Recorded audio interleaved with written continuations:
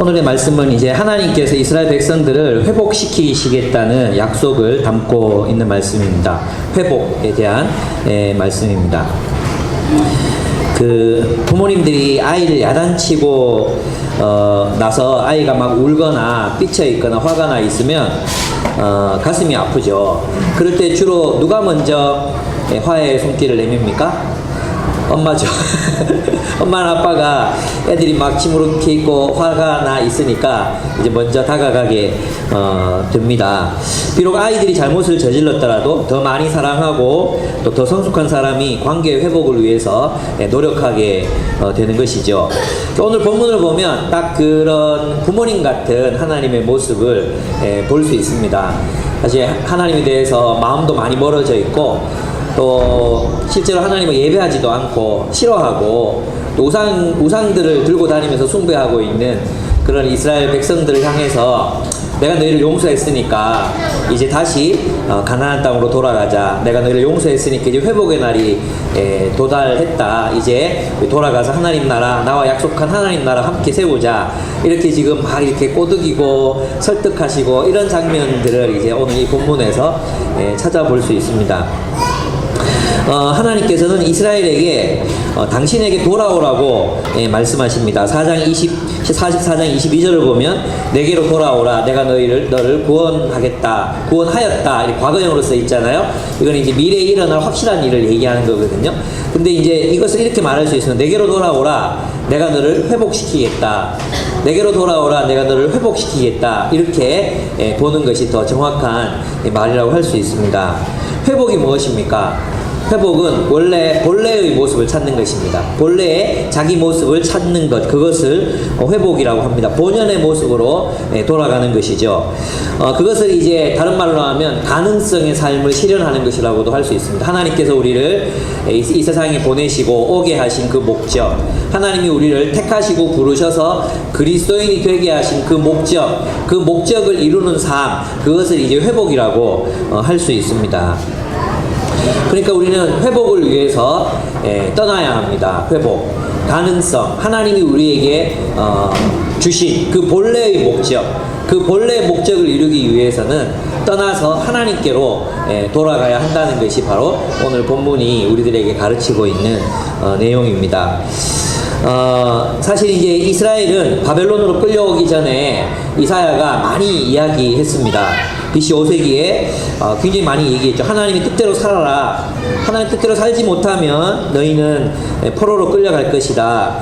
그렇게 예고하고 또 예고했는데 그들은 하나님의 말씀을 저버렸습니다. 그리고 하나님의 예고대로 그들은 바벨론으로 포로로 끌려갔습니다. 고향을 잃어버리고 유배지에서 살게 된 것입니다. 그래서 그들은 이제 바벨론으로 끌려가서 바알과 아세라의 신상으로 가득 차 있는, 그리고 온갖 근동의 신들로 가득 차 있는 그 도시를 거닐며 고향을 그리워하며 또 그곳에서 살아남아야 했던 것입니다. 낯선 땅 바벨론에서 하나님께서 약속하신 귀한의 날을 기다리며 그 유배지에서 하나님 나라의 백성으로 살아남아야 했던 것입니다. 이러한 삶은 오늘을 살아가는 그리스도인들과 굉장히 많이 닮아 있습니다. 다시 오시겠다고 약속하신 그분을 기다리며 이 세상이라는 유배지에서 우리는 그리스도인으로 살아남아야 하는 것입니다.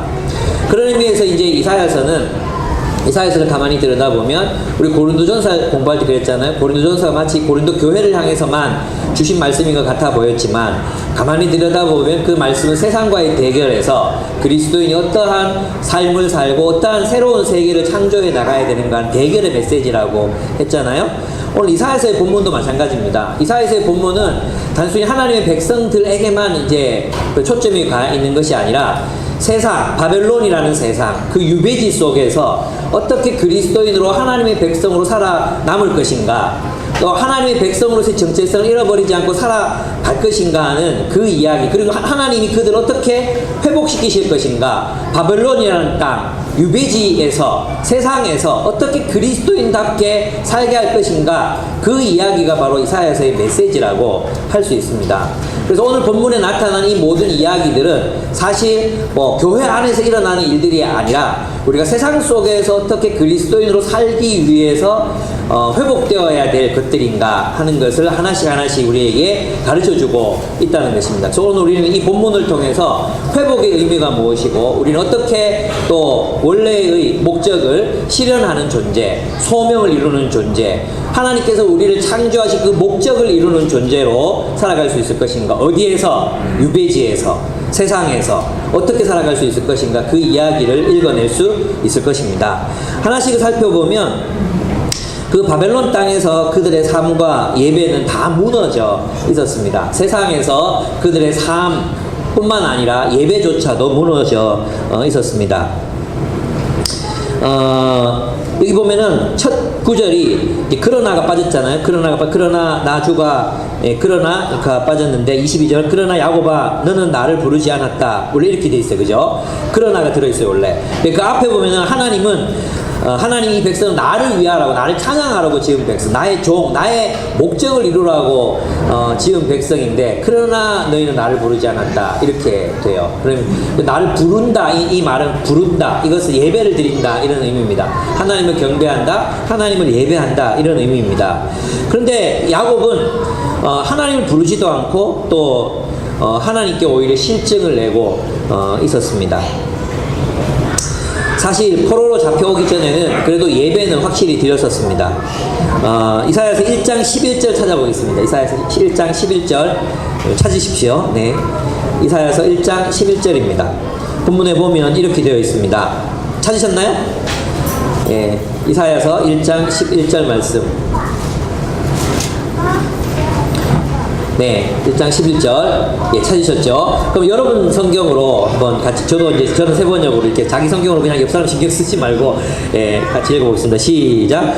주님께서 말씀하신다. 무엇하러 나에게 이 많은 재물을 바치느냐? 나는 이제 수장의 번제물과 살찐 짐승의 기름기가 지겹고, 나는 이제 숫송아지와 어린 양과 수점소의 피도 싫다.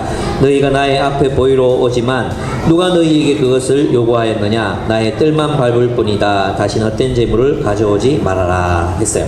그러니까 이제 이거는 이제 포로로 잡혀가기 전의 상황이잖아요. 이사야서 1장이니까 포로로 잡혀가기 전에는 그 삶은 안 됐어요. 삶은 그게 이제 저 끝에 보면 17절입니까? 거기에 보면 나오는데 악한 일을 그치고 옳은 일을 하는 것을 배워라. 정의를 찾아라. 억압받는 사람을 도와주어라. 고아의 송사를 변호하여 주고 과부의 송사를 변론하여 주어라.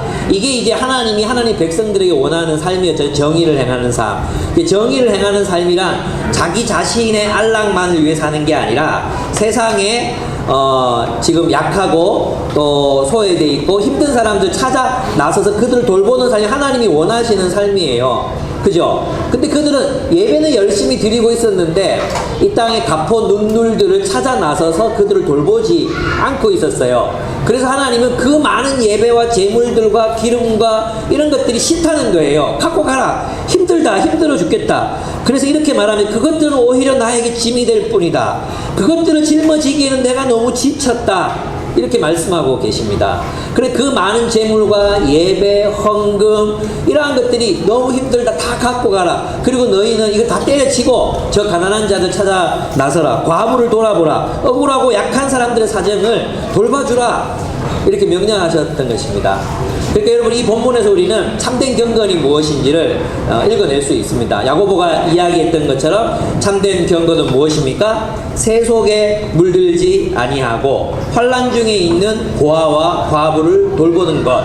이것이 참된 경건이라고 하셨잖아요. 이사야서도 똑같이 말합니다. 참된 경건, 그것은 많은 시간을 기도에 투자하고 뭐 철야 예배 참석하고 이런 것이 아니라 새 속에 물들지 아니하고, 이사야서의 용어로는 우상의 지배를 받지 아니하고 세상에 물들지 아니하고, 어떻게 해요? 세상에 물들다는 건 결국 자기를 위해서 하는 거잖아요. 근데 그런 사람들이 이제는 자기 삶이 고달프고 힘들고 여전히 지렁이 같고 벌레 같은 인생이지만 자기 같은 사람, 자기보다 못한 사람, 그럼 찾아가서 고아와 과부, 비빌 언덕이 없고 기댈 데가 없는 그런 사람들을 도와주라. 그것이 하나님의 정의다. 이렇게 말씀하셨어요. 그러니까 이제 포로로 잡혀가기 전에는 이런 삶은 못 살았는데 뭘 열심히 하고 있었습니까? 예배는 열심히 드리고 있었던 거죠. 여러분 이때 예물을 드린다는 것 어떤 의미인지를 잘 생각해 보세요. 시장에 가야 돼요. 시장에 가서 살찐 짐승 중에 아주 흠없는 놈을 골라야 돼요. 물론 자기 집에 키우는 놈도 있겠죠. 자기 큰 놈을 골라가지고 돈을 주고 사야 돼요. 돈을 주고 사서 이놈을 끌고 성전으로 가서 성전을 안전하게 끌고 가서 자기 손으로 잡아서 각을 뜨고 제사를 지내야 돼요. 여러분 제사장이 짐승 잡아주는 게 아니에요. 자기가 잡는 거예요. 자기가. 그럼 이게 뭡니까? 그래도 그들은 종교 생활에는 열심을 내고 있었잖아요. 근데 지금 이 모습은 어떤 모습이죠? 삶도 없는데 이제 포로로 잡혀갔으면 이제 우리가 벌 받고 있으니까 이거라도 다시 예배를 열심히 드려야지, 그 열심히 살아야지 이렇게 해야 되잖아요. 꾸중 듣고 있는데 꾸지름 듣고 있는데, 그죠? 근데 그 꾸지름 듣는 상황 속에서 오히려 그들은 하나님을 버리고 하나님으로부터 마음이 멀어져 갔던 것입니다. 이제는 재물도 사지 않습니다. 짐승도 고르지 않습니다. 그것을 사기에는 너무 아깝습니다. 자기 돈이 아깝고 자기 재물이 아깝습니다. 하나님께 실증이 나버렸습니다. 이제 예배는 필요 없는 것이 되고 있습니다.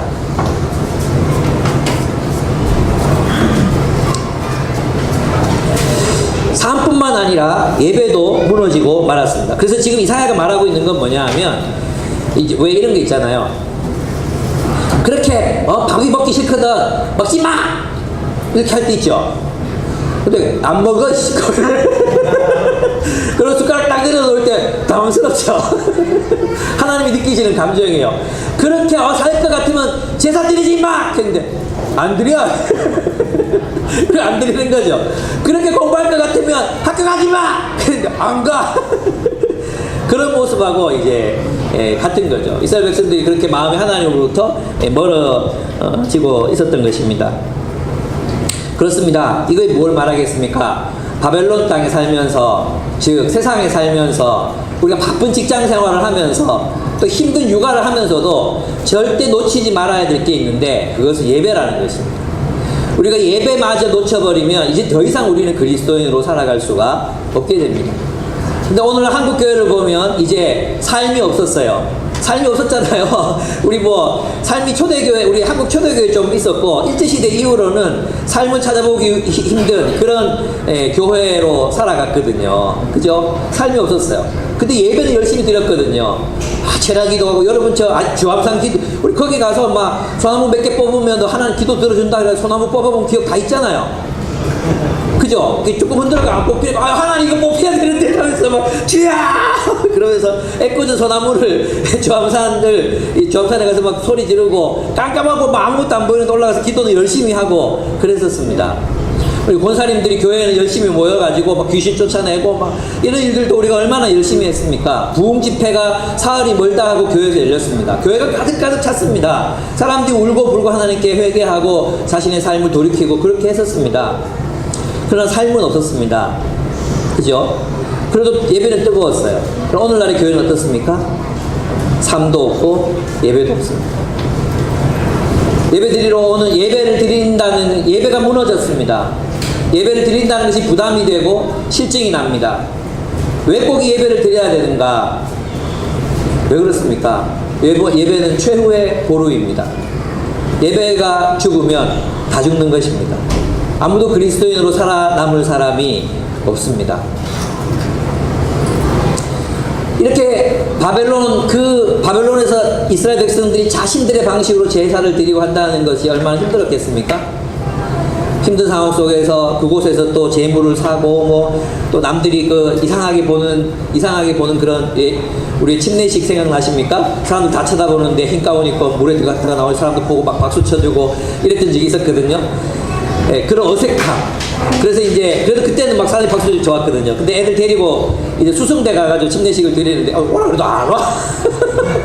오라 그러는데 1시간이고, 빨리 오라고 빨리 하고 가자고. 부끄럽다고 사람들이 옆에서 보고 있다고. 천천히 지금 오는 거예요. 내가 물에 빠져가지고. 그런 거죠. 이 바벨론 땅에서 그렇게 하나님을 예배하고 이게 힘들었겠죠. 어려웠겠죠. 예배가 무너지면 무엇이 무너집니까? 그리스도인으로서의 정체성이 다 무너지는 것입니다. 여러분 생각해 보십시오. 우리 여기 가정산지에는 캠퍼스 선교단체 경험해 분들이 많잖아요. 어땠습니까? 똑같이 캠퍼스라는 세상을 살았잖아요. 똑같은 캠퍼스라는 세상을 살았어요. 근데 우리는 그때 정말 사람이 해낼 수 없는 초인적인 일을 했어요. 지금 생각해보면. 아침마다 기도회 했죠. 매일 아침마다 기도회 했죠. 일주일에 4일씩 집회했죠. 거기다 집회만 했습니까? 뭐 했습니까? 예, 아이들 찾으러 다녔죠. 전도 성경 공부 인도했죠. 무슨 초인적인 힘으로 그랬는지 모르겠지만 하나님 알지 못한 넝크리찬들 모아놓고 소그룹으로 성경을 가르쳤습니다.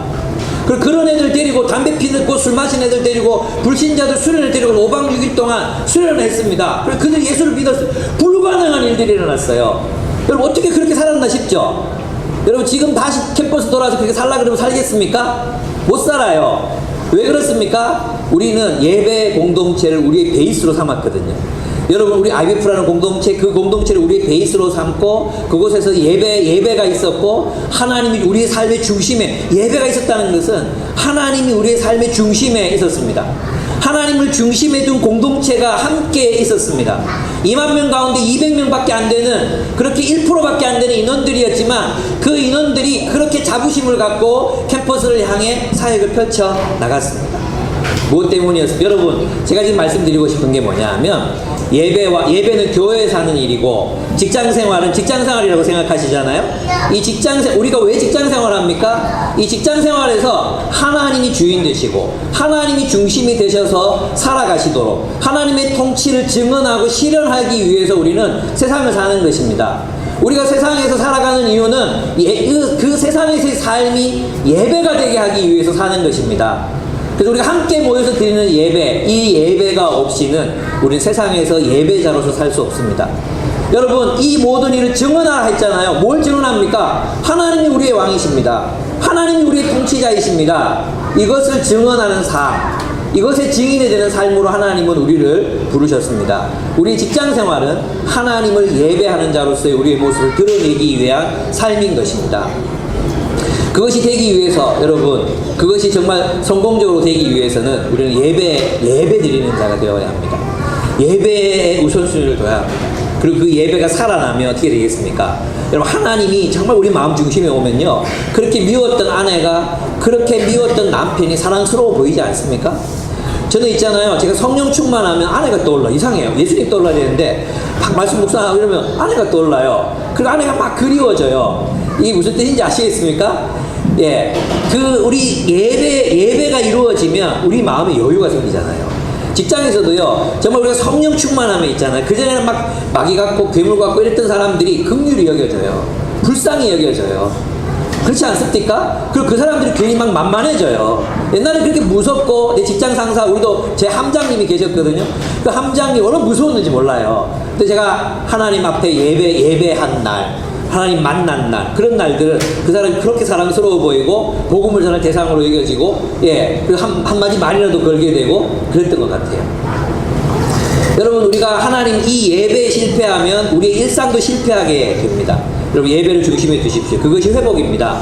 그리고 주님께서 말씀하시는 이 두 번째 회복의 모습은 이렇습니다. 그들은 하나님 뜻을 준행하지도 않았고 하나님 싫어했어요. 근데 하나님은 혼자서 진짜 나는 이 하나님의 짝사랑을 보면서 정말 하나님 우리가 정말 너무한 존재다 이런 생각이 들었어요.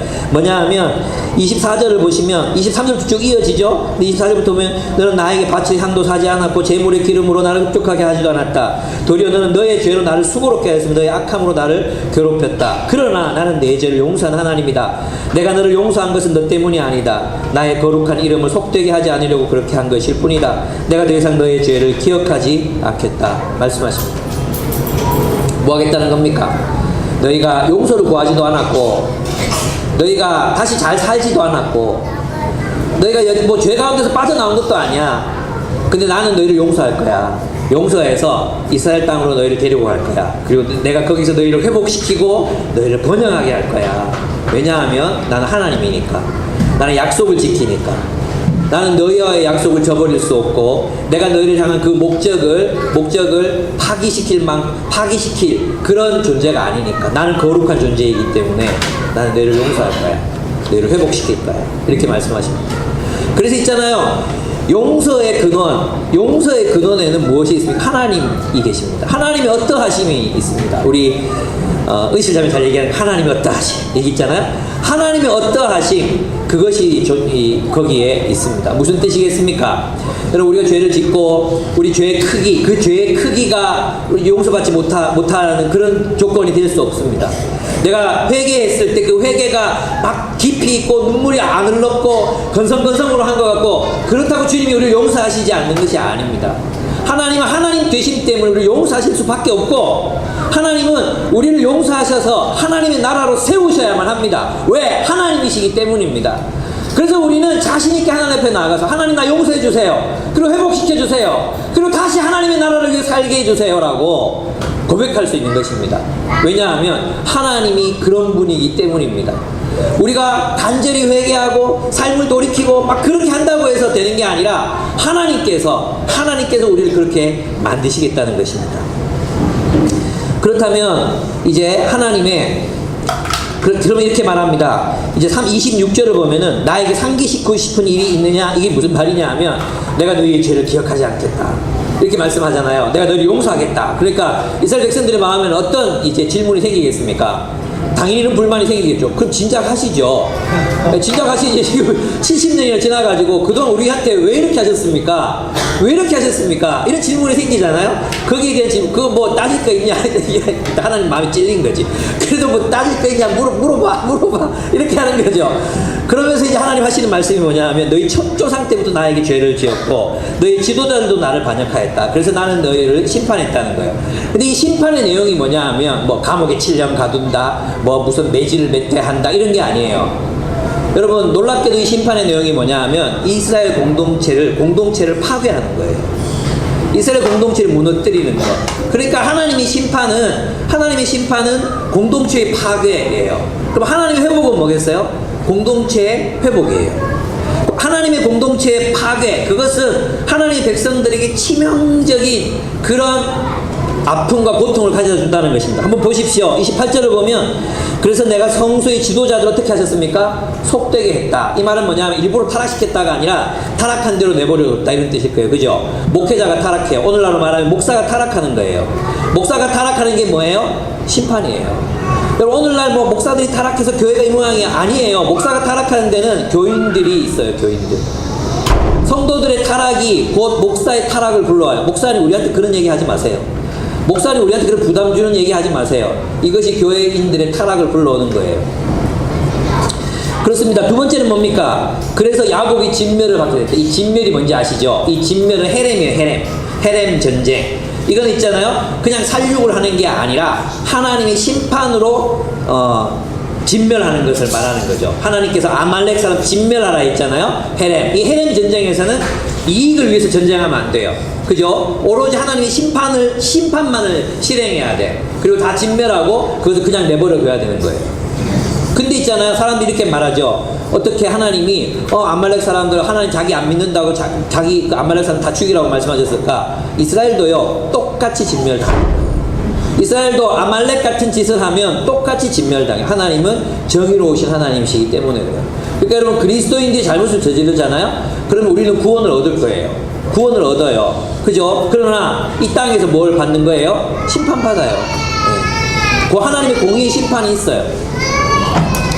그렇습니다. 그 공의의 심판은 무엇으로 이루어집니까? 사법적으로 이루어지는 거예요. 그것은 하나님이 이 땅의 정부라는 그런 그런 하나님의 대리 기관을 하나님 주셨잖아요. 그들을 통해 정의의 심판을 받는 거예요.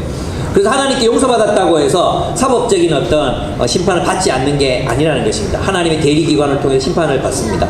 요번에 W 행사한다고 대전에 가서 이제 이거 했잖아요. 그래서 이제 어떤 사람들이 비행기를 접어가지고 이제 막 질문을 날렸어요. 하나를 탁 펴서 저한테 질문을 하는데 뭐였냐면, 그러면 예수 믿으면 다 구원받으면 타노스는 어떻게 됩니까? 타노스 누군지 모르죠? 영화를 안 보니까. 타노스는 뭐냐 하면 그 어벤져스 인피니티 워에 나오는 제일 나쁜 놈이 있어. 악당이 있어요. 그 악당이 진짜 대화가 안 되네. 세대 차이 느껴요. 에이 정말. 인피니트는 그 악당인데 이 악당이 인구가 증가해가지고 사람들이 그 행성이 멸망하는 걸 보고 이제 거룩한 사명감을 가지는 거예요. 그 거룩한 사명감이 뭐냐 하면 그 우주에 존재하는 절반의 인구를 다 죽이는 거예요. 그 사람이 다 죽여버리거든요. 그래서 이제 그 사람 어떻게 되냐고. 그래서 그때 내가 너무 그런 질문이 나올 거라고 상상도 못해가지고 김일성의 김정은 이러면 제가 얘기할 수 있을 거예요. 그래서 내가 그냥 단순하게 예수님 믿으면 구원 받겠죠 이렇게 얘기했거든요. 근데 지금 돌아보면 다시 질문을 한다면 그렇게 말할 것 같아요. 하나님이 그를 용서하시고 하나님의 품으로 받아주시겠지만 그런 세상에서 받아야 될 벌을 받을 거라고 사형을 당하든지 무기징역에 처하든지 태상을 받든지 그렇게 받을 거라고 아마 그렇게 얘기할 것 같아요. 그렇습니다. 그 야곱이 진멸을 받게 되면 그러면 있잖아요. 오늘 한국 교회가 어떻습니까? 이 모습 그대로 한번 이스라엘이 비방거리가 되면 있죠.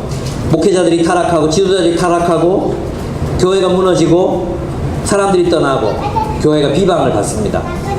지금 우리는 뭐 받고 있는 겁니까? 심판받고 있는 중입니다. 근데 우리는 하나님의 심판이 우리 한국 교회에 이미 임해 있다는 사실을 모릅니다.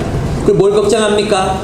동성애자들이 교회를 점령할까봐 두려워하고, 그죠? 공산주의자들이 나라를 차지하고 교회를 없앨까봐 두려워합니다. 그게 공산주의자가 교회를 어떻게 핍박을 할지 모르겠지만, 여러분 지금 이미 한국 교회는 이미 심판받고 있습니다. 이미 심판 중에 들어가 있습니다. 우리가 두려워해야 할 것은 동성애자들이나 혹은 저 공산주의자들이 아니라 하나님입니다. 우리가 두려워해야 할 분은 하나님입니다. 우리가 그리스도인답게 살지 못했기 때문에 이미 하나님의 심판이 우리에게 들이닥쳐 있습니다. 하나님의 심판이 진행되고 있는 중입니다. 그래서 우리는 회복을 꿈꾸는 것입니다. 우리가 하나님이 두렵습니다. 하나님이 우리를 이미 심판하셨습니다. 그런데 하나님, 우리를 돌이켜 하나님 당신이 원하시는 그런 원래의 목적으로 회복시켜 주십시오. 우리가 추구해야 될 것은 그런 교회된 건강성입니다. 건강성. 외부의 적들을 두려워. 기독교인들은 항상 외부의 우상숭배자들, 제국주의자들, 심지어는 무슨 어떤 종교들, 우상들 두려워한 적이 없습니다. 우리가 왜 두려움에 빠져가지고 그렇게 마치 패닉 상태처럼 공산주의자들, 동성애자들, 아무 힘도 없는 그들, 한국이 존재하지도 않는 어떤 사람들을 우리가 그렇게 두려워하고 자신들의 교회를 그런 형태로 만들어 갑니까? 그것은 어리석은 일입니다. 우리가 두려워해야 될 것은 하나님이요. 우리가 바라봐야 될 분도 하나님이십니다. 하나님, 이제 우리 한국교회를 회복시켜 주시옵소서. 그러니까 회복의 첫 번째 의미는 무엇입니까? 이렇게 타락한 세상, 이 세상 유배지에서 살아가면서도 우리는 뭘 놓지 않아야 돼요? 예배를 놓으면 안 돼요. 예배를 놓으면 뭐예요? 우리의 세상에서의 삶도 무너지는 거예요. 예배를 붙든다는 것은 여러분의 직장생활을 그리스도인답게 하는 방식이에요. 두 번째, 우리는 뭘 놓지 않아야 돼요? 우리 바빠요. 힘들어요. 근데 주님께서 분명히 뭐라고 말씀하셨습니까? 삶의 회복을 말씀하셨잖아요. 너희의 죄가 나를 무겁게 하고 너희의 죄가 내가 할 일이 많아지게 한다고, 무겁다고 주님이 말씀하시잖아요. 그럼 뭐 해야 됩니까? 바쁘고 힘들지만 이 땅에 기댈 데 없는 사람들 어떻게든 돌봐야 된다는 거죠. 어떤 분이 저한테 물었어요. 직장생활 하루에 10시간씩 막 야근하고 하루 토요일밖에 쉬는 날이 없고 또 주일날 와서 예배드리고 봉사하고 섬기는데 우리가 어떻게 가난한 사람 또 연약한 사람 찾아 나서고 돌봅니까? 할 수 있습니다. 우리 그것을 위해서 기도해야 합니다. 바로 너크리스찬들도 그런 일에 헌신하는 사람들이 많이 있습니다. 우리 정말 하기 어렵다면 소그룹에서 함께 가도 됩니다. 소그룹에 함께 우리는 이 주간은 한 달에 이 마지막 주는 남을 섬기러 가자. 누군가를 돌보자. 반찬이라도 만들어서 봉사라도 하자. 충분히 할 수 있습니다. 문제는 우리가 그걸 상상할 줄 모르고 그것을 우선순위를 두지 않는다는 데 있는 것이지 정말로 우리가 시간이 없고 에너지가 없어서 그런 것은 아닙니다. 여러분 아십니까? 옛날에 우리 교회 다녔던 그 굉장히 힘없는 형제 한 명 있었습니다. 힘없는 형제. 치면 얘기될지 모르겠는데 희모는 형제 한 명이 계셨는데 우리 교회 자매랑 결혼했어요. 결혼해가지고 너무 우리 교회 빡시 PBS 맨날 예습해오고 막 너무 빡시다는 거예요. 그래가지고 이제 자매랑 그러면 떠나자 해서 다른 교회로 갔거든요. 다른 교회로 갔는데 그 교회가 이제 새벽기도 안 나오면 이제 아이들 이제 학교 안 넣어주는 그런 교회예요. 근데 거기 가서 지난 한 1년 전인가 만났거든요. 그래 형제 잘 지내나 신앙생활 잘하는 거. 그래서 이 양반이 수요 예배도 나가고 금요 기도에도 가고 새벽 기도도 간다고. 아니 그 체력 없던 그 변 늘 힘이 없어가지고 늘 이렇게 지냈던 얘기가 있었거든요. 근데 거기 가서 새벽 기도 다 나간다는 거예요. 야, 자식을 위해서 못할 일이 없구나. 그 생각이 들었어요. 그렇죠. 그래서 우리 기도해야 합니다. 하나님, 내가 기도가 왜 필요합니까? 하나님, 내가 하나님의 뜻을 행하고 싶습니다. 근데 주님, 제가 지금 처한 처지가 그렇지 못합니다. 상황을 열어주십시오. 내가 하나님의 뜻을 행하고 싶습니다. 여기서 포기하고 싶지 않습니다. 상황을 열어주십시오. 환경을 만들어 주십시오. 할 수 있도록 해주십시오. 하나님이 길을 내시지 않겠습니까? 저는 하나님이 길을 내실 거라고 생각합니다. 그것이 우리가 살아야 하는 삶의 본질이라면 우리 그것을 할 수 있을 것이라고 믿습니다. 그리고 만약에 우리의 일상이 도무지 그것을 도저히 할 수 없는 일상이라면 우리 그 일상을 선택하면 안 됩니다. 조금 이따가 조금 더 말씀드리도록 하겠습니다. 그래서 이제 하나님이 이스라엘을 회복시키겠다고 꼬십니다. 44장에 보면은 그런 나의 종 야곱아 내가 택한 이스라엘아 이제 너는 들어라. 너를 지으신 분 내가 태어날 때부터 내가 너를 도와주마 하신 주님께서 말씀하신다 그랬죠. 그리고 3절 보세요. 3절 내가 메마른 땅에 물을 주고 마른 땅에 시내가 흐르게 하듯이 내 자손에게 내 영을 부어주고 내 후손이 나의 복을 내리겠다. 그들은 마치 시냇물가의 버들처럼 풀처럼 무성하게 자랄 것이다. 하나님이 꼬시는 거죠. 이제 내가 너희를 데리고 가나안으로 갈 거야. 그리고 거기에서 나는 너희에게 성령을 부어주고 너희가 시냇가에 심은 버드나무처럼 풍성하게 하고 물가에 심겨진 풀처럼 너희가 무성하게 자라게 될 거야. 그게 나를 따라와. 여기에 그냥 살 생각하지 마. 바벨론 땅 여기에 그냥 여기 있을 생각하지 말고 나 따라와. 너희들 여기서 살아서 힘들었어. 고생했어. 내가 너희가 고생하고 힘든 거 알아. 그런데 내가 너희 데리고 갈 거야. 그러니까 나 따라와야 돼. 여수루나 하잖아요. 여수루는 이스라엘의 애칭이거든. 애칭. 그러니까 이제 남편이 정숙씨 이렇게 엄정숙 이렇게 부르는 거하고 한이 이렇게 다르잖아요.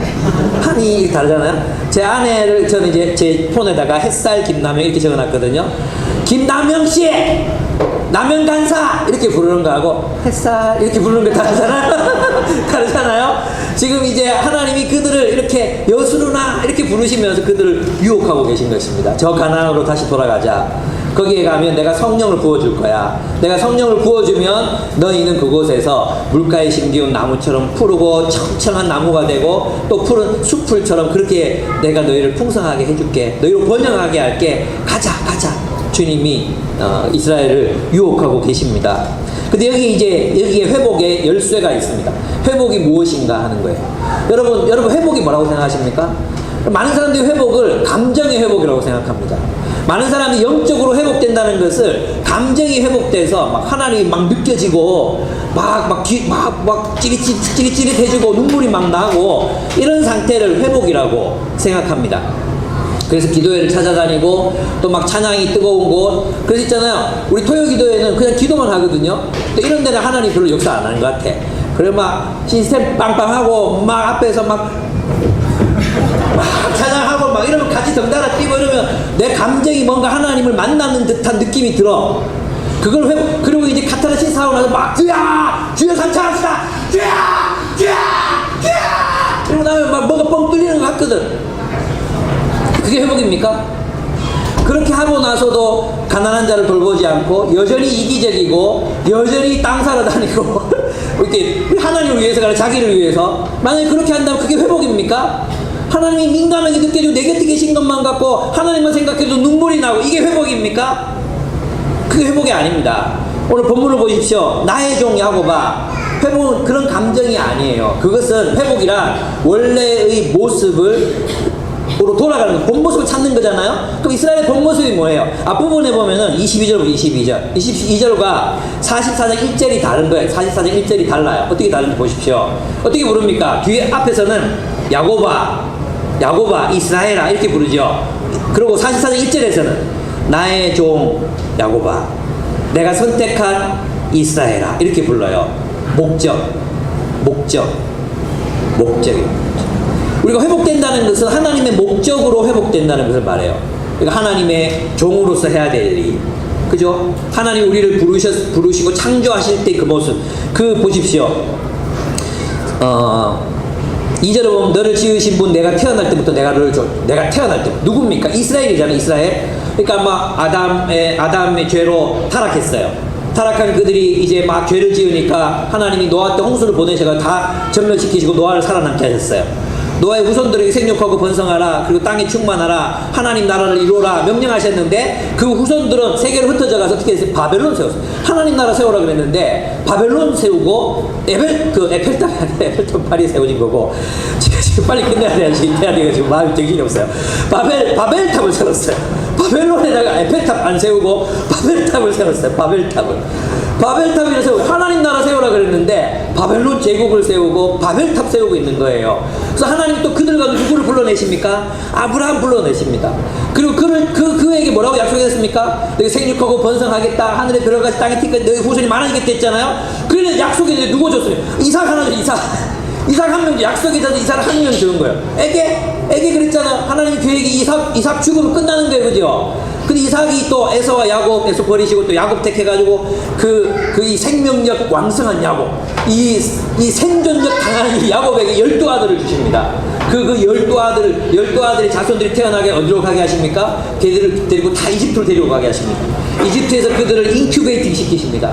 그리고 그곳에서 400년을 살게 하셨다가 그리고 모세를 통해서 그들을 이끌고 광야로 나가서 광야에서 어디로 들어가십니까? 가나안으로 들어가. 이 모든 행위를 하나님 뭐라고 부르고 있는 거예요?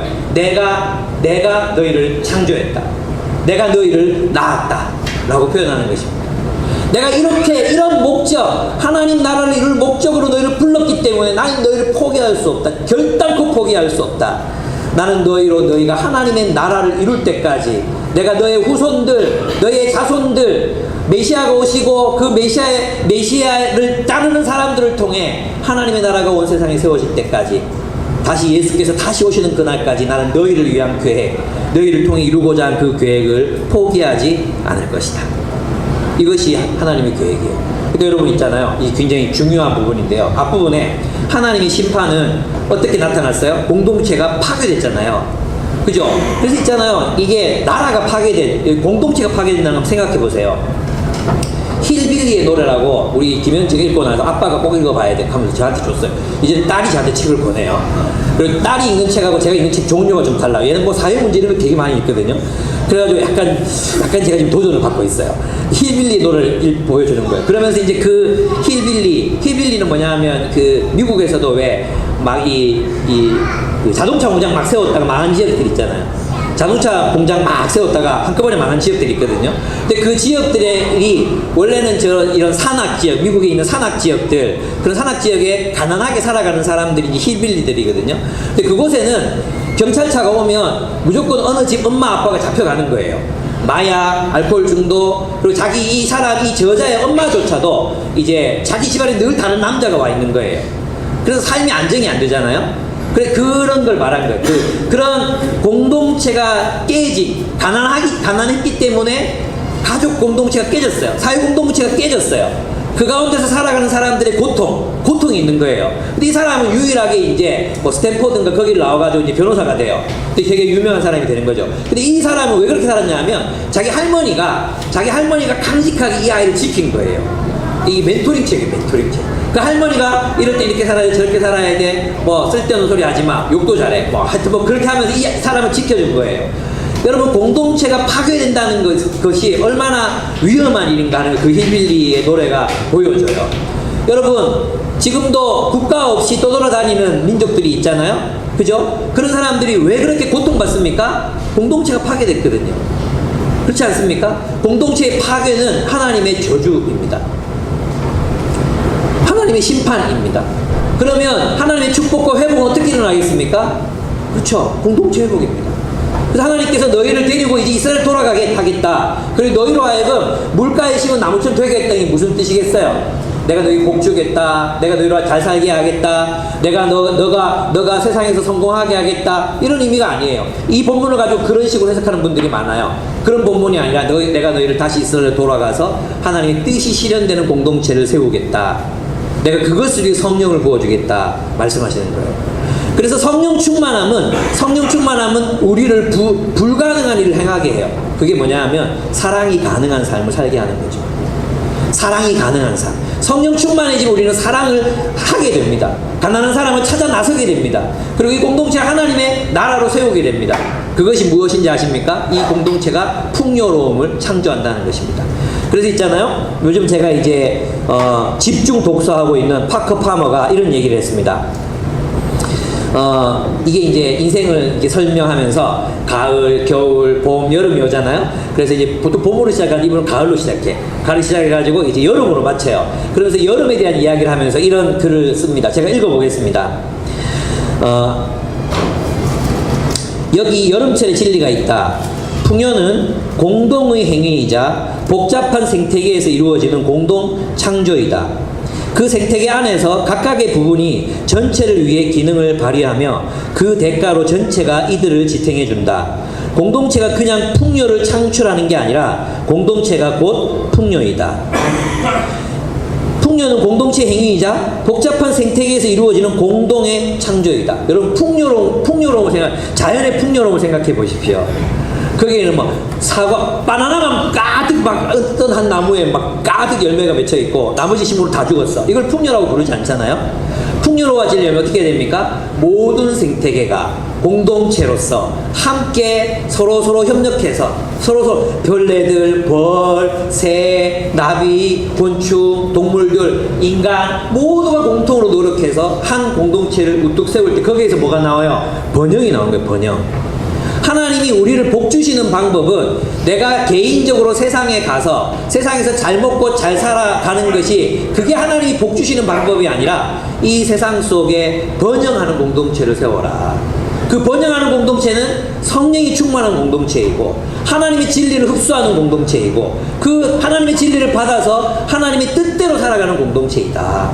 그런 공동체를 세상에 세워라. 이 공동체 안으로 이 땅에 소외되고 가난한 사람들을 끌어모아라. 그들을 복되게 하라. 그들에게 너희의 풍요로움을 함께 누리게 하라.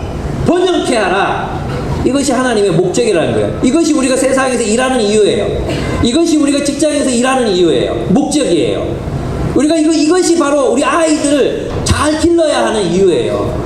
자기 혼자만 잘 먹고 잘 사는 놈 길러내는 게 아니라 함께 서로를 도우고 사랑하고 보듬을 사람, 성령 충만한 사람 길러내는 것. 그게 우리가 해야 되는 일이라는 것입니다. 그러면 여러분 이런 마음이 들죠. 성령 충만하려면 성경에서 뭐라 하라 그랬어요? 기도하라 그랬잖아요. 그죠? 기도하라 그랬잖아요. 기도하라 그랬는데 우리는 그렇게 기도할 시간이 없어요. 성령이 충만하게 이렇게 왜 주유소에 가면은 이렇게 뚜껑 열 때마다 저는 트렁크를 자꾸 열게 되거든요. 트렁크를 기도를 받고 그러면 안 되잖아요. 어쨌든 이제 이런 거를 열면 그게 축 꼽아가지고 뺑 이렇게 돌아가잖아요. 마치 성령 충만이 우리는 그런 식으로 주어지는 거 생각해. 그렇지 않아요.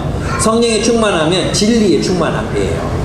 그래서 우리는 기도를 생각할 때 말씀과 기도, 듣는 기도가 말씀이라면 올리는 기도가 기도잖아요. 드리는 기도, 이 두 가지가 함께 우리 삶에 있어야 되는 거예요. 듣는 기도가 90%예요. 여러분 있잖아요. 우리 요한 웨슬레, 조지 물러, 기도의 사람들 하루에 4시간씩 기도했다는 사람들 있죠. 그 사람들이 4시간 기도만 한지 아십니까? 그러면 정기를 읽어보면 적어도 그 시간에 3시간 정도는 성경 공부를 했어. 성경 공부. 하나님 말씀을 연구하고 1시간 정도 중보하고 그랬단 말이에요. 여러분 기도는 있잖아요. 기도는 뭐냐 하면 먼저 하나님 말씀 듣는 데서 나와야 돼요. 하나님 말씀을 안 듣고 자기 말만 하면 안 돼. 우리가 애들이 훈육하는데 막 얘기하고 있는데 지가 막 요거하는 막 얘기할 때 있잖아. 지금은 들어 임마. 들으라니까. 막 하잖아. 뭐 어쩌고 조용히 해. 들어. 이렇게 계속 떠들어요. 그럼 어떻게 해야 돼요? 때려야 돼요. 때리면 안 되죠. 조용히 해. 이렇게 정신을 차리게 만들어야 돼요. 그리고 나서 듣게 만들어야 되잖아요. 우리가 기도는 먼저 듣는 데서 나오게, 듣는 데서.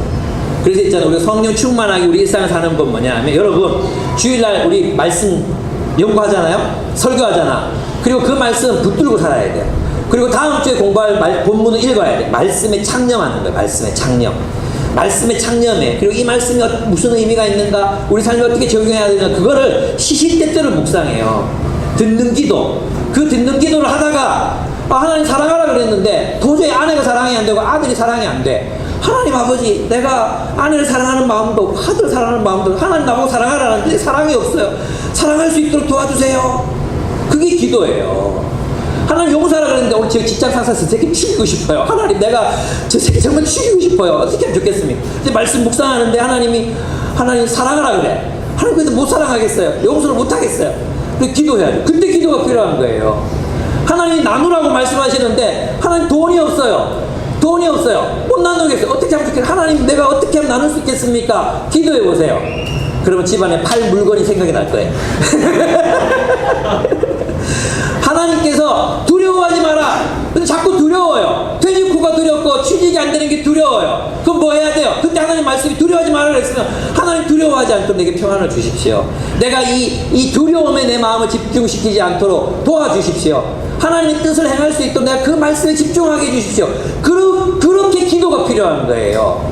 기도는 내 요구를 말하는 게 아니라 하나님의 알려진 그 뜻을 행하기 위해 필요한 자원, 그것을 달라고 구하는 것이 기도예요. 기도. 그래서 이제 놀랍게도 이제 하나님이 예수님이 이렇게 말씀하시는 거예요. 네가 아들이 빵을 달라 하면 돌을 주겠으며, 생선을 달라 하는데 뱀을 주겠느냐? 그런 부모도 있을 수 있어요. 그죠? 야, 빵을 달라고 막 그러는데 돌을 던져줘. 이따 먹어라 임마. 돌을 던져주거나, 배고프니까 물고기 한 마리 주세요 하는데 뱀을 띡 던져줘. 굽어 먹어라. 이런 부모 없잖아요. 그죠? 근데 다 들으죠. 근데 이거 내가 빵을 달라, 또 뭐라고 했어요?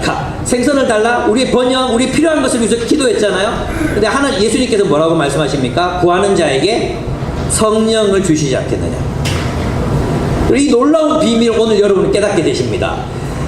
무슨 뜻인지 하나님이 우리 필요한 거 주세요. 근데 하나님이 예수님이 뭐라고 말씀하세요? 내가 너희에게 성령을 주시지 않겠느냐. 성령이 만드시는 그 공동체 속에 우리가 필요한 것들이 다 있다는 것입니다. 그 공동체. 그리고 마태복음에 어떻게 얘기하십니까? 네가 남에게 대접받고자 하는데도 너희도 대접하라. 기도에 대해서 얘기하시면서 너희도 남에게 대접받고자 하는데 너희도 대접하라. 이 삶이 어떻게 가능해요? 성령 충만함으로 가능해요.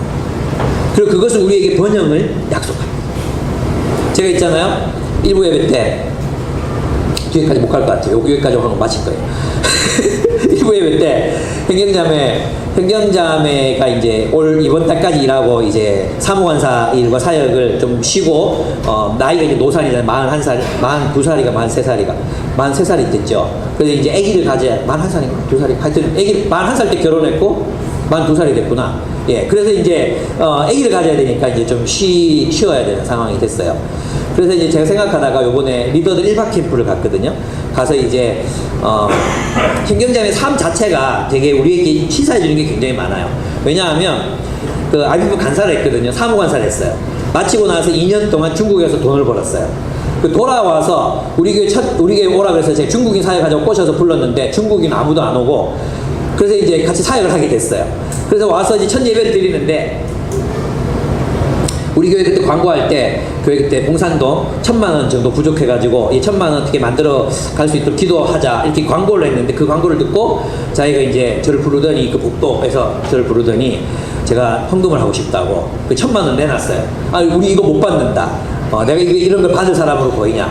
그렇게 제가 그러면서 2,000만 원 있으면 정말 좋겠다 생각이 했죠. 근데 이제 이 행정자가 뭐라고 그랬냐면, 하나님이 말씀하셔서 제가 내는 거니까 내는 거라고. 근데 저는 뭐 어떻게 생각했냐면, 얘가 한 3,000만 원쯤 벌어왔는데 그 중에 1,000만 원을 헌금하는구나 이렇게 생각했거든요. 근데 어제 아래 리더 캠프 가서 이제 같이 대담을 하는데, 그때 번 전부를 내놨다는 거예요. 그때 번 전부를. 그리고 나서 한국 와서 직장을 구해야 되잖아요. 직장이 안 구해지는 거예요. 직장이 안 구해져. 여러분 알죠? 인디 그거 적자 나서 또 망했잖아요. 인디 그거 카페 같이 일하다가 망했죠. 그 다음에 유치원 교사, 중국어 교사 있거든요. 그때 막 중국어 뜰 때였어요. 그래서 이거 하면 먹고 살겠다 했는데, 그거 만만 벌어도 7, 80만 원이 안 나오는 거예요. 그래서 얘가 너무 이제 힘들게 어렵게 이렇게 사니까 아니 내 마음이 아유 하나님 얘가 그래도 이러면 안 돼. 하나님 돈을 많이 벌게 해주세요. 정말 많이 기도했어요. 하나님 현경이는 정말 돈을 많이 벌게 해주세요. 정말 많이 기도했어요. 그랬거든요. 그런데 이제 어느 날 저한테 어떤 이제 그 사장님 그 누구죠 영어 학원 하는 그 영어 이름이 통문장이죠. 이게 좀 바쁜데 생각이 안 나요. 예, 통문장 영어 하는 사장님이 그동안 자매가 사무일을 했는데 너무 성실하게 잘해줬다고. 그래서 저 칠곡에 한 자리가 비는데 네가 그걸 좀 사면 안 되겠냐. 이래가지고 그걸 샀어요. 아이들이 뭐 20, 30명밖에 안 됐을 때였거든요. 근데 지금 100명이 모이는 칠곡에서 제일 큰 학원이 된 거예요. 예, 그 얘기를 쭉 이렇게 하는 거예요. 그러면서 이제 자기 결혼 얘기 내가 들려달라 그랬거든요. 뭐 여러 가지 얘기를 하면서 제가 나이 41에 결혼했다고. 근데 이 중에 41 되기 전에 결혼한 사람, 41 넘어서 결혼한 사람 아무도 없을 거라고. 희망을 갖고 기다려라. 이런 얘기를 하는데 얼마나 자매들이 위로를 받는지. 여러분 있잖아요. 제가 이 자매의 삶을 보면서 제가 느끼는 게 뭐냐 하면 뭐 얘기하려고 하다 이렇게 됐노. 예. 그렇습니다. 어쨌든 주를 위해 살면 주님께서 그의 삶을 풍요롭게 만들어 가시더라는 것입니다.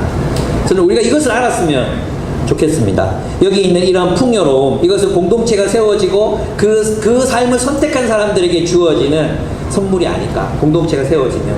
그죠? 그 뒤에 가서 이제 뒤에 가보면은 이제 우상 얘기가 나오잖아요. 우상 아무것도 아니다. 이렇게 얘기합니다. 우상 아무것도 아니에요. 우상 아무것도 아니에요. 이 얘기 왜 하겠어요? 바벨론 떠나야 되잖아요. 바벨론 떠나야 돼요. 그죠? 이건 뭐냐 하면 바벨론이 두려운 거예요. 바벨론에 자기 땅 있죠. 자기 집 있죠. 인맥 있죠. 이제 거기다가 살라고 거기다 다 만들어놨는데 이제 그걸 떠나야 돼요. 얼마나 무서웠겠습니까? 또 바벨론의 신들, 그 얼마나 자신들을 주눅들게 만들었겠습니까? 그러면 이제 이 본문을 이제 마무리를 해보면 이 본문이 우리에게 궁극적으로 던지는 질문이 뭘까? 우상 두려워하지 마라. 바벨론에 살아가면서 우상 두려워하지 말고, 떠나는 거 두려워하지 말고, 너희의 목적을 찾아 떠나라는 것입니다. 세상이 여러분의 본질적인 목적, 하나님의 목적, 하나님이 여러분을 창조하신 그 목적이 있잖아요. 목적. 그 목적을 실현하고 그 가능성을 실현하는 삶이 나에게 있다. 그리고 나를 따라 갈 때 너희에게 진정한 번영의 길이 있다. 너만 번영하는 게 아니라 모두가 함께 번영하는 새로운 길이 있다. 그 모험을 떠나지 않겠느냐. 근데 너희는 왜 우상이나 만지작거리면서 그것을 의지하려 하느냐. 그것이 바벨론이 그리고 그 우상이 너희의 생사 여탈권을 쥐고 있는 것처럼, 너희의 직장이, 돈이, 교육이 너희의 생사 여탈권을 쥐고 있는 것처럼 왜 착각하느냐. 너희가 두려워하고 너희가 의지해야 존재는 바로 나다. 내가 너희의 삶을 번영으로 이끌 수 있다. 우상이 너희에게 주겠다고 약속한 게 뭐냐? 그거 배부름 아니었냐? 풍요로움 아니었냐? 근데 너희 지금 뭐 먹고 있냐? 다 타고 쟤밖에 남지 않은 그 제로나 너희의 배를 불리고 있지 않느냐. 나랑 함께 가자. 내가 너희를 회복시키겠다. 나랑 함께 가자. 내가 너희를 회복시키겠다. 진정한 가능성을 실현하는 삶으로, 진정한 소명과 목적을 이루는 삶으로 내가 너희를 인도하겠다. 나를 따라가자. 세상을 두려워하지 말고 길을 나서라. 나에게로 오라. 이스라엘로 돌아가자. 본래의 목적으로 돌아가자. 주님이 우리에게 말씀하시는 것입니다. 여러분, 그래서 있잖아요. 세상이 두려워서 실현하고 계시지 못하는 하나님의 뜻, 하나님의 목적 있으십니까? 아니, 미혹당하셨습니까? 세상이, 여기 본문에 보십시오. 다 알아요. 정말 웃기잖아요. 지금 이사야의 이 이야기 얼마나 웃깁니까? 나무 반토막으로 쪼개가지고 땔감 만들어가지고 돼지고기 구워 먹고 막 놀면서 그 나머지 반토막으로 우상을 만들어 섬긴다. 그런데 그걸 왜 두려워하느냐? 정상적인 생각을 하면 그게 아무것도 아니에요. 오늘 우상을 만든 사람들이 누굽니까? 기업이라는 우상, 돈이라는 우상, 자본주의라는 우상, 또 우리 각자 살고 있는 그 삶, 마치 그것을 빼앗기면, 그것이 없으면 내 인생이 허무로 돌아갈 것 같고 죽을 것 같고 또 나의 생사 여탈권을 그들이 쥐고 있는 것 같고 바로 그게 우상이거든요. 바로 그 두려움 때문에 우리는 하나님이 우리에게 허락하신 그 본래의 목적, 그 가능성을 실현하는 삶, 그 번영하는 삶을 우리는 포기한다는 거예요. 아까 행위자매 얘기했잖아요. 행위자매 그런 얘기를 했어요. 자기가 그렇게 살면서 왜 그렇게 힘들게 선택해 오면서 살았는가. 밤에 기도 모임도 있고 아이들도 만나야 되고 사람도 만나야 되는데 밤에 학원 주로 밤에 하잖아요. 그래서 밤에 일하는 직업을 못 선택하겠더래요. 그때는 공집사님이 주일날 이제 그 300만 원 준다고 해도 안 가고 막 버티고 알바로 그냥 버텼던 것처럼 형제자매도 그렇게 살았어요. 근데 저는 있잖아요. 지금 이렇게 보면 형제자매가 그런 고백을 하더라고요. 내가 공동체를 섬기면서 정말 너무 풍성했다고. 왜 그런지 아십니까? 나중에 그 숲이 온유숲이 거의 무너지는 숲이었거든요. 근데 거기 또 가서 그 친구들하고 함께 이렇게 사역을 했어요. 근데 지금 제가 봐도 그 숲이 되게 아름다워요. 사람들이 서로 너무 좋아하고 사랑하고 서로 막 이렇게 그 있잖아요. 그래서 자기가 이제 얘기하는 게 뭐냐면 내가 많은 선물을 받은 것 같다. 너무 복되다고. 내가 섬긴 게 아니라 이 공동체, 이 아름다운 사람들을 자기 선물로 받은 것 같다고. 이게 번영이고 이게 풍성함이거든요. 우리가 여러분 있잖아요. 제가 지금 레슬리 류백인의 비디오를 보여주면서 그런 얘기 드렸잖아요. 아마 안 보신 분들이 많겠지만 사람들이 당신의 이야기 속에는 교회 이야기밖에 없다. 그럼 진짜 삶은 뭐냐? 이렇게 물었어요. 기자가. 그때 레슬리 류백인이 뭐라고 대답했습니까? 진짜 삶이 뭐냐? 진짜 삶은 교회로 사는 것이다. 그럼 직장 생활이 직장 생활이 아니라 교회로 사는 거예요. 거기서 여러분은 하나님의 증인으로, 하나님 나라의 증인으로 살아가는 거예요. 그게 진짜 삶이에요. 밥 벌어 먹기 위해서 직장 생활하고 있는 게 아니라 하나님 나라의 증인으로 나는 거기에 파송된 사람이에요. 여러분의 이야기가 교회의 이야기, 즉 하나님 나라의 이야기가 되고, 여러분의 직장 생활이 하나님 나라의 이야기가 되고, 여러분의 직장 생활이 하나님이 선교를 이루어 하나님의 목적을 이루어 가시는 삶의 이야기가 되고, 여러분의 그 고된 노동이 이웃을 사랑하고 누군가를 섬기는 삶으로 변화될 때 여러분이 예배자로, 여러분은 선교자로, 여러분은 그 자리에서 하나님의 뜻을 실현하는 자로 살아갈 수 있습니다. 그렇게 살아내셨으면 좋겠습니다. 그럼 그런 삶을 선택하라는 것은 세상에 매여서 우상의 지배 가운데, 우상의 통치 가운데, 우상의 상상력 속에서 살아가는 삶을 버리고 하나님이 원하시는 삶을 살아라. 내게로 돌아오라. 이것은 굉장한 도전입니다. 바벨론을 떠나야 합니다. 내가 안전하다고 믿었던 바벨론, 거기서 밥 벌어먹고 살았던 바벨론, 그리고 우상들이 먹여준다고 믿어왔던 그 바벨론 땅, 내가 싫어했지만 내가 의지하고 살아갈 수밖에 없었던 그 바벨론을 떠나야 합니다. 어디로 가야 합니까? 하나님께로 가야 합니다. 하나님의 목적을 발견하고 그 목적을 위해서 이제는 살기 시작해야 합니다. 살기 위해서 사는 게 아니라 이제 하나님의 뜻을 이루기 위해서 살아야 합니다. 그러므로 어떤 사람들은 그것이 이직일 수 있습니다. 어떤 사람들이 이직하는 것으로, 어떤 사람들은 그 직장생활을 하는 삶의 목적을 바꾸는 것으로, 어떤 사람들은 그 직장생활 속에서 그 태도를 바꾸는 모습으로 떠나야 합니다. 이것은 위험합니다. 살던 곳을 떠나고 광야를 지나 본향에 도달해야 합니다. 그리고 그곳에서 다시 정착해야 하는 불편함이 있습니다. 여러분 아시죠? 이들이 이 원대한 환상과 비전을 바라보고 이스라엘을 돌아갔습니다. 돌아간 이스라엘 어떤 것이 있었습니까? 성전은 불타 있었고 성벽은 무너져 있었습니다. 그들은 그곳에서 다시 꿈을 꾸며 벽돌을 날라야 됐고 보초를 써야 됐고 적들과 싸워야 했습니다. 그리고 여전히 꿈을 꾸어야 했습니다. 여전히 상상해야 했습니다. 여러분, 우리의 현실이 녹록치 않습니다. 그렇다고 우리가 현실에 패배당한 채로 현실에 지면서 살 수는 없습니다. 어떻게 이길 수 있습니까? 꿈꾸는 것입니다. 생각하는 것입니다. 분별하는 것입니다. 이 세상의 지배를 당연하게 여기지 않는 것입니다. 세상이 당연하다고 생각하는 것들에 당연하다고 생각하지 아니하고 질문을 던지고 어떻게 해야 하나님의 뜻대로 살아낼 수 있겠습니까? 어떻게 해야 이곳에서 하나님의 증인으로 살 수 있겠습니까? 내가 직장을 바꿀 수 없다면 이 직장을 통해서 내가 이루기를 원하시는 일이 무엇입니까? 하나님께 물으셔야 합니다. 내가 벌어들인 이 수익이 오로지 나 어떻게 사용되어야 하는 것입니까? 내가 어떻게 이것으로 하나님의 나라를 섬길 수 있습니까? 어떻게 성교적인 삶을 살 수 있습니까? 질문하셔야 합니다. 여러분이 살아왔던 삶의 방식을 버리고 하나님의 목적, 하나님의 뜻을 발견하셔야 합니다. 그럴 때 우리 물가에 심겨진 버들이 되고, 여러분 요 강변에 가보셨습니까? 그 물가에 심겨진 버드나무, 수양버들 얼마나 아름다운지 모릅니다. 예, 안 보셨구나. 한번 보십시오. 얼마나 아름다운지 모릅니다. 그리고 풀들, 우리 키를 넘어서는 풀들이 무성할 때 얼마나 그것들이 풍요의 생태계를 이루는지 모릅니다. 주님께서 우리를 부르십니다. 그런 나라를 세우라. 그런 나라를 세워라. 그리고 많은 사람들이 이제 나도 이스라엘 사람이에요, 이거 있잖아요. 이 본문에 보면 나오죠. 나 이거 정말 이런 날 곧 왔으면 좋겠어요. 5절입니까? 5절? 44장 5절 맞나요? 예. 그때 나는 주님의 것이다 하고 말하는 사람도 있고, 야곱의 이름을 써서 그의 자손임을 자칭하는 사람도 있을 것이며, 그게 원래 야곱 자손 아닌 거죠.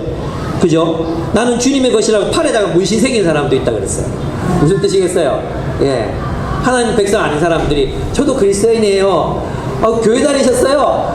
나도 교회 다녀요. 무슨 교회? 기쁨의 교회. 거기는 센터 교회. 어머.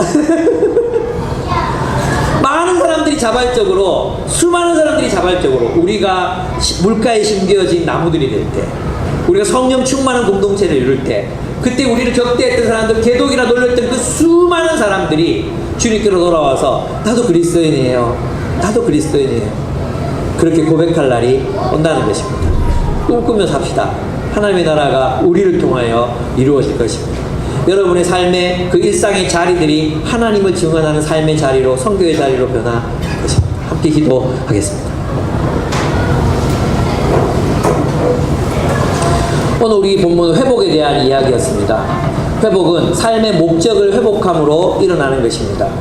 여러분이 세상의 압력과 세상의 상상, 세상에 주는 압박, 그것으로 인해 여러분 회복의 꿈, 하나님이 우리에게 주신 그 본래의 목적을 잃어버리고 그 목표 없이 살아오셨습니까? 혹시라도 만약에 우리에게 그것이 희미해졌다면 다시 하나님의 목적을 붙잡읍시다. 그리고 그 목적을 붙들고 하나님, 내가 당신께서 내 안에 심겨놓으신 그 가능성, 그 목적을 이루는 삶을 살아가게 해주십시오. 사는 게 너무 힘들고 육아가 너무 힘들고 어렵습니다. 그러나 저는 꿈을 꾸는 삶을 놓지 않겠습니다. 꿈꾸며 살겠습니다. 하나님 그것을 이루어 주십시오. 길을 보여주십시오. 그 길을 따라 나서게 해주십시오. 그 위험한 길을 떠나게 해주십시오. 우리 그렇게 함께